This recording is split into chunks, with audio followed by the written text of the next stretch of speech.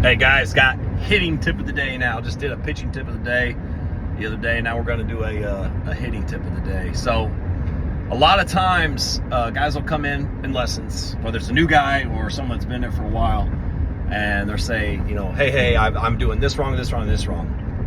And I love it when guys are analyzing things. I don't like it when they're, in the game overthinking. Obviously, you can analyze things to a point, but overthinking in the game can obviously hinder you in a lot of ways. But I'm going to give you guys a little bit of a cheat code right now. Similar to what I was talking about with the pitchers and throwing inside. But as a hitter, most flaws as an instructor, as I'm watching guys hit and I'm watching them, either be on time or make mistakes, whatever. A lot of the mechanical flaws or a lot of the flaws in a hitter is by two main reasons. There's two main reasons why there's hitters make mistakes or get themselves out. Number one is 100% your approach. A lot of guys don't understand, strengths and weaknesses. They don't understand how to adjust. Like for instance, for me, like once I figured out of thinking like low line drives to right center field, it was a game changer for me. I always had, kind of a middle approach, but I'd still kind of pull off the ball at times. And when I started thinking like low line drives to right center field, it was an absolute game changer and keep my front side on and being able to save through, still catch the ball out front.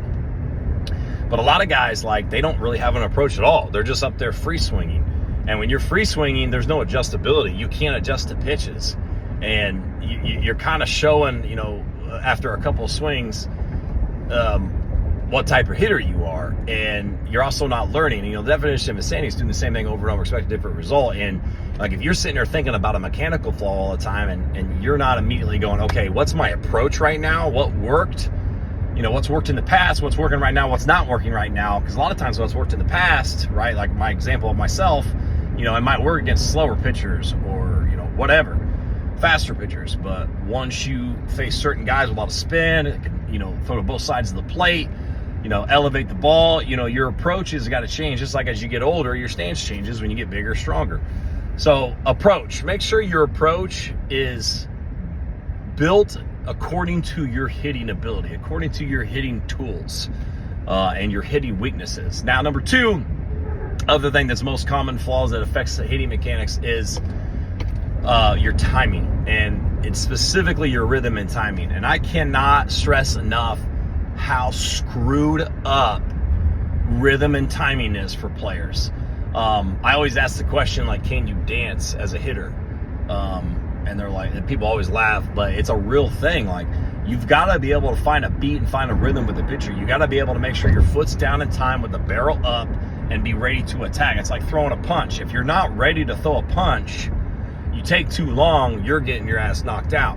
So that's, to me, hitting and it's like a fight. Like, you are trying to, beat his best, and he's trying to beat your best or avoid your best. And you've got to understand, like, if you're not ready to hit, you will not hit. Not consistently, at least. You've got to be on time for the hardest pitch, right? And you got to be able to adjust to the nastiest pitch and see the nastiest pitch. So, little cheat code with rhythm and timing. A lot of guys, obviously it's on the on deck circle where you're working on your load, you're working on your separation, you're working on your swing time and everything like that.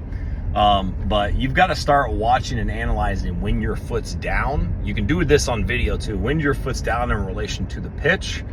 There's a lot of numbers behind that. It's right around 25 feet. Sometimes it's closer, sometimes a little bit further of where the ball is away from home plate. But for me as hitters, like, we'll do a lot of stride pause drills to get them to feel where their foot's down early, and then the swing happens. It also helps with time to contact, also helps with your direction. But I can't stress enough, like, your rhythm and timing, like being able to understand the difference between a load and a separation, being able to smoothly transition to those two parts mechanically in the swing. There's a lot of things that are overthought when it comes to, okay, my hands aren't where they're at. Yes, hands need to be in the right spot. Oh, my feet aren't where they're at. Yes, feet need to be in a good spot. But honestly, a lot of times, like, I'll fix a lot of kids' swings just by fixing these two things, your approach and your rhythm and timing. Even the advanced guys have this problem. Young guys have this problem really bad, but advanced guys have this problem too, because a lot of times you got to get your hands moving. So, hitting tip of the day, guys. Most two common faults I see in a lot of hitters that kind of affect the mechanics, but also just affect your swing consistently. Coach Laird out.